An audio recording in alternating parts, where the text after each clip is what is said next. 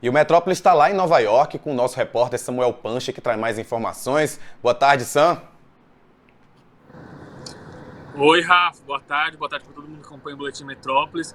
Pois é, como deu para ver aí, o discurso do presidente Lula foi muito voltado em sustentabilidade, em agenda ambiental, nessas questões em que o Brasil tenta ser uma liderança, o governo do presidente Lula tenta também ser uma liderança, né? Aqui em Nova York havia uma expectativa sobre o que Lula ia falar sobre alguns tópicos, além da questão do desenvolvimento sustentável, a questão do sul global, isso falando com correspondentes estrangeiros que estão aqui, também estavam muito interessados em ver como o presidente brasileiro podia se portar como uma liderança desses países que compõem esse grupo, né?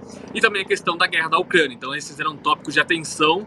E o presidente citou a guerra da Ucrânia muito brevemente, falou mais sobre biodiversidade mesmo, falou mais sobre o papel que o Brasil pode ter como uma liderança nessa questão ambiental e meio que evitou aí qualquer tipo de questão mais polêmica. Foi um discurso em que muita gente prestou atenção e que ele conseguiu abordar os objetivos do governo dele enquanto liderança mundial, né?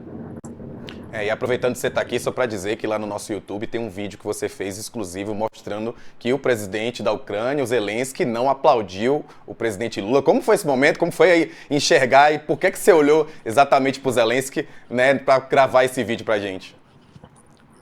Pois é, então, a gente foi dividido em grupos aqui e a gente tinha um tempo limitado ali nas cabines da Assembleia Geral da ONU, né, da parte reservada à imprensa. Eu dei essa sorte de estar no grupo que acabou acompanhando o presidente Lula um pedacinho do discurso do presidente americano Joe Biden. Então, tinha uma equipe japonesa ao meu lado e eles estavam fazendo imagem do Zelensky quando o Lula começou, e quando ele foi anunciado, o Zelensky não aplaudiu. Então, a partir dali, eu achei curiosa a postura do presidente ucraniano, e realmente toda vez que o presidente Lula era interrompido por aplausos, várias delegações de vários países aplaudiram o presidente. O Zelensky não se mexia, em um momento ele chegou a mexer no celular enquanto o presidente falava. Eles têm um encontro bilateral amanhã, a gente sabe que o governo brasileiro teve algumas posições aí controversas, isso inclusive é um tema muito conversado aqui, foi abordado por uma colega da Suécia, por exemplo, que me perguntou, nós não entendemos o presidente nessa questão, então foi um ponto de atenção para mim, mas pelo menos na imprensa internacional aqui, as pessoas realmente estão tentando entender um pouco melhor o que o Lula pensa dessa questão. E pelo que a gente viu hoje, o encontro entre Lula e Zelensky pode ser aí meio que uma novela mexicana, né? Vamos ver o que acontece amanhã, às 4 da tarde, está marcado esse encontro entre os dois. E só para a gente finalizar, é óbvio que a gente já esperava que o discurso do presidente Lula fosse diferente dos discursos anteriores, né, que foram do ex-presidente Jair Bolsonaro. Mas você que está aí, está vendo em loco, como foi essa recepção ao discurso de Lula, vindo depois desses discursos, como eu falei, do ex-presidente Jair Bolsonaro? Teve uma questão interessante aqui, que tem alguns profissionais cubanos, né? E como o Lula citou o embargo a Cuba, eu passei por dois que estavam um do lado do outro gravando, e os dois citaram isso assim como o ápice da matéria deles. Então eu acho que a diferença é que o discurso do presidente Lula ele foi muito mais alinhado com países da América Latina e do sul global, né? Que é esse termo que é utilizado agora, esses países que não fazem parte do Ocidente, aí América, Europa.